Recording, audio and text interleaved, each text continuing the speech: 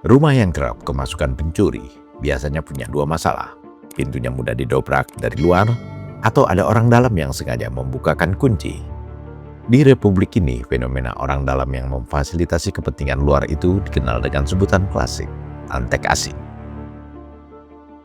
Istilah antek asing bukanlah hantu buatan untuk menakut-nakuti anak kecil.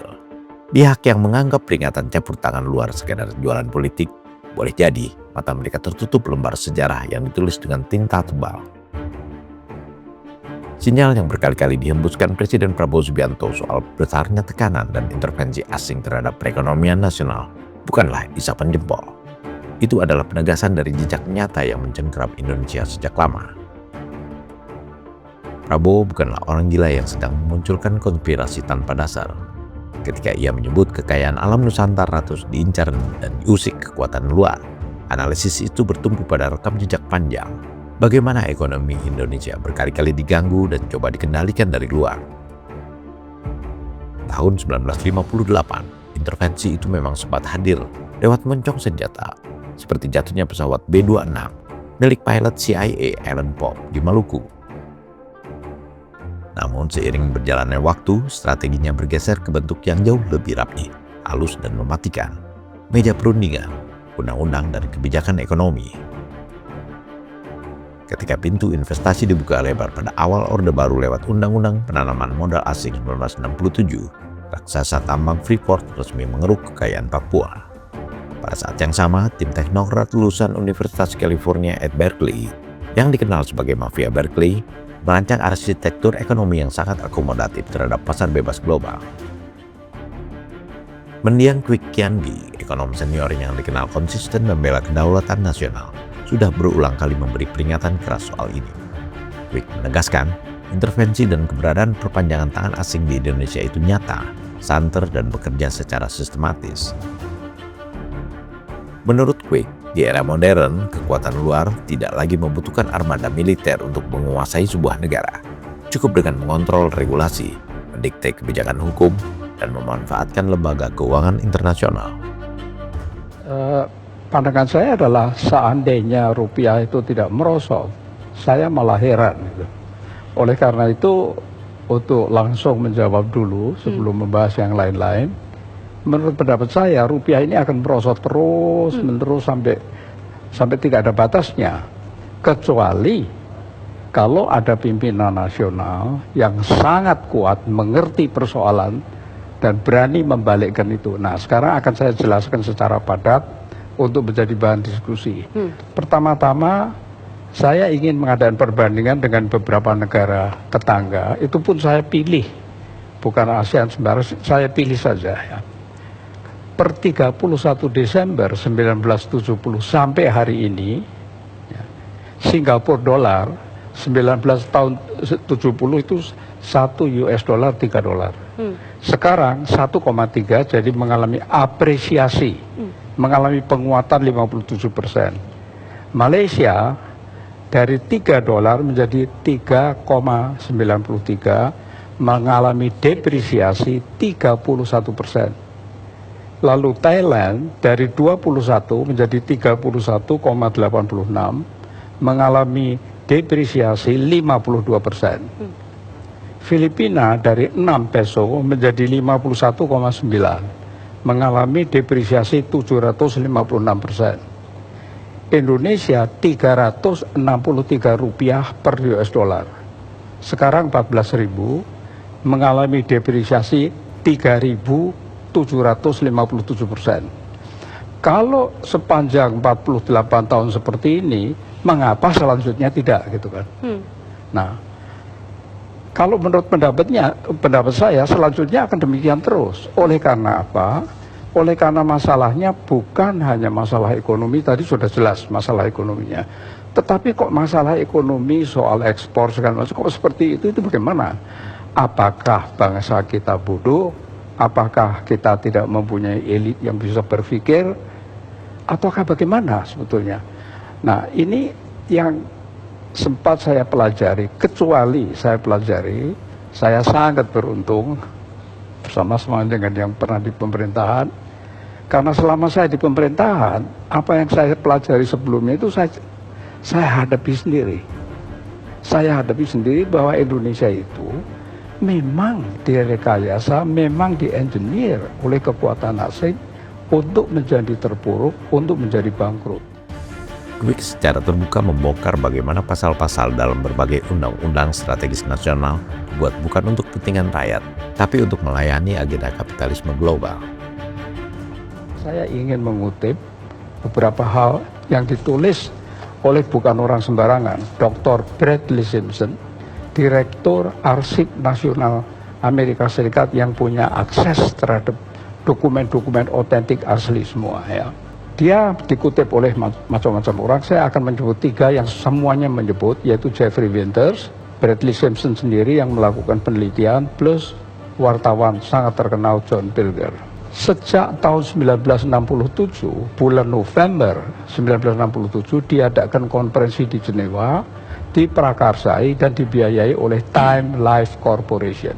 Di sana delegasi Indonesia dipimpin oleh Pak Sultan Hamengkubuwono ke-9 dan Pak Adam Malik. Mereka adalah pimpinan yang tertinggi untuk kalau tidak mereka tidak mau bicara. Tetapi di bawahnya itu kan tim ekonomi, karena yang dibicarakan ekonomi itu lengkap sekali. Yeah. Wijoyo, Didi Sastro, Muhammad Sabti, Subroto, Emisal, semuanya lengkap dan sudah menteri semua. Tetapi counterpartnya tidak ada menterinya. Counterpartnya itu Bank Dunia, IMF, Bank Pembangunan Asia, dan pengusaha-pengusaha besar raksasa di bawah pimpinan David Rockefeller. Nah, kemudian sebelum itu nanti saya ulas peran CIA. CIA mempunyai salah satu pemimpin wanita yang namanya, atau eksekutif wanita yang namanya Claudia Martin. Claudia Martin memberi perintah kepada John Perkins, seorang pegawai dari perusahaan swasta di Portland yang namanya perusahaan itu Main, MIN.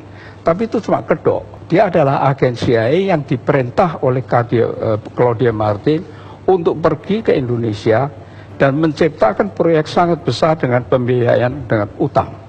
Berikan justification atau pembenaran bahwa proyek itu sangat penting. Kalkulasikan untung yang sebesar-besarnya, bangkrutkan Indonesia setelah semua utang kembali kepada perusahaan-perusahaan Main, Bechtel, Halliburton, Stone and Webster, dan Brown and Root. Katakan bahwa proyek ini akan meningkatkan PDB tanpa peduli siapa yang menikmati. Katakan juga bahwa PDB bisa naik oleh satu proyek saja yang besar. Oleh karena definisinya memang demikian. Buat pengusaha yang terkait senang dengan memberikan komisi, imbalan lain, dan kenikmatan-kenikmatan lain, antara lain fallback position. Kalau kesulitan di Indonesia akan ditampung di IMF, World Bank, dan sudah ada buktinya kan. Ya. Nah, kalau utang menjadi permanen dengan cari lubang tutup lubang, Indonesia akan menjadi target yang empuk kalau Amerika Serikat membutuhkan favors, termasuk basis-basis militer, suara PBB atau akses pada minyak, dan sumber daya alam lainnya. Yang mengatakan ini semua bukan saya. Yang mengatakan ini John Perkins dalam bukunya The Confessions of an Economic Hitman, ditambah Brad Jensen segala macam. Dalam analisa Kwik, penjajahan bentuk baru ini hadir lewat skema utang, dorongan privatisasi BUMN, serta kepatuhan duta terhadap rekomendasi lembaga donor. Kwik menyebut bahwa banyak draft undang-undang di bidang ekonomi dan sumber daya alam yang draft aslinya bahkan dibuat oleh konsultan asing sebelum disahkan di Senayan. Maka kenyataannya apa? Kenyataannya sejak itu terjadi hal yang sangat aneh. Bagaimana ekonom-ekonom yang begitu hebat bisa melakukan hal-hal seperti ini? Sejak 67, ya, utang itu tidak disebut loan, akan tetapi disebut bantuan, aid, ya. Utang di dalam APBN tidak disebut utang luar negeri, tapi disebut pemasukan pembangunan. Dan itu tertulis. Yeah. Selama 32 tahun tertulis seperti itu. Ya. Terus kemudian, terus dalam konferensi Jenewa November 67, itu sudah semuanya sudah dihabisin. Kita bicara Freeport seolah-olah baru belakangan. Tapi dalam konferensi di November 1967, mereka mengatakan dalam 3 hari Indonesia sudah diambil alih oleh 5 kamar industri, jasa, dagang. Tapi yang penting-penting saya kemukakan, ketika itu Freeport sudah mendapat bukit di Papua Barat. Sebuah konsorsium Eropa mendapat nikel di Papua Barat. Alcoa mendapat bagian terbesar dari boksit Indonesia. Sekelompok perusahaan-perusahaan Amerika, Jepang, dan Prancis mendapat hutan tropis di Sumatera, Papua Barat, dan Kalimantan. Puncak dari gempuran dan tekanan ekonomi itu membenturkan Indonesia pada krisis moneter 1997-1998. Serangan spekulasi mata uang membuat rupiah ambruk drastis dan perekonomian nasional dibuat lumpuh total. Indonesia yang tidak berdaya terpaksa berlutut meminta bantuan International Monetary Fund. Jadi ini memang dibuat menerus seperti yang saya katakan tadi, supaya terjerat, supaya menjadi target, karena Indonesia ini besar dan kaya. Momen ketika Presiden Soeharto menunduk, menandatangani letter of intent di bawah tatapan Direktur Pelaksana IMF, Michael Kamdesus, yang berdiri bersedekap, menjadi bukti visual paling dramatis. Kedaulatan ekonomi Indonesia telah terampas. Melalui kesepakatan IMF tersebut, Indonesia dipaksa menjual BUMN strategis dengan harga murah, mencabut berbagai subsidi rakyat, serta membuka pintu seluas-luasnya bagi porsi kepemilikan asing di berbagai sektor bisnis utama. Bahkan ketika nama George Soros diseret dalam krisis finansial Asia hingga tuduhan intervensi dana luar negeri pada aksi-aksi massa di dalam negeri, makin menegaskan satu fakta dasar: ruang ekonomi dan politik Indonesia memang sangat rentan menjadi tempat bermain kepentingan aktor-aktor finansial global. Kini setahun sudah Kwik pergi selama-lamanya, tapi pemikirannya masih tersimpan dalam benak Prabowo yang amat berduka atas meninggalnya Kwik pada 28 Juli 2025 di usia 90 tahun. Pak Kwik seorang tokoh bangsa yang sangat berjasa.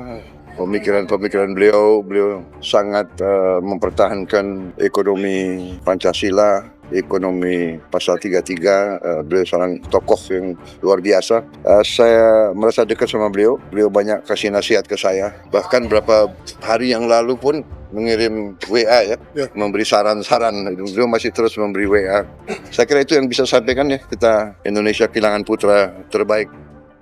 Memahami peringatan Prabowo dan analisis historis yang dibongkar Kwik Kian-gi pada akhirnya membawa pada satu kesimpulan valid. Ancaman kekuatan asing dan perpanjangan tangannya di sektor perekonomian adalah kenyataan pahit yang harus dihadapi. Ada segelintir orang, saya kira mereka entah sadar atau tidak sadar, mereka ya itu sudah jadi antek-antek asing. Nggak apa-apa saya bicara di depan wartawan. Saya katakan mereka sadar atau mereka antek asing. Mereka tidak suka Indonesia bangkit. Mereka tidak suka Indonesia bangkit. Saya katakan mereka tidak suka Indonesia bangkit. Tapi kita yang akan bangkit bersama Indonesia. Biar anjing menggonggong, kafilah tetap akan terus. Kita berada di atas jalan yang benar. Percaya sama saya, kita berada di atas jalan yang benar. Kita akan menuju kebangkitan bangsa Indonesia, karena kita akan kuasai kembali kekayaan bangsa Indonesia untuk rakyat Indonesia. Jadi bukan soal mencari alasan atau kambing hitam, tapi fakta sejarah bahwa kedaulatan ekonomi Indonesia memang terus-menerus diuji, ditekan, dan coba untuk dikendalikan dari luar.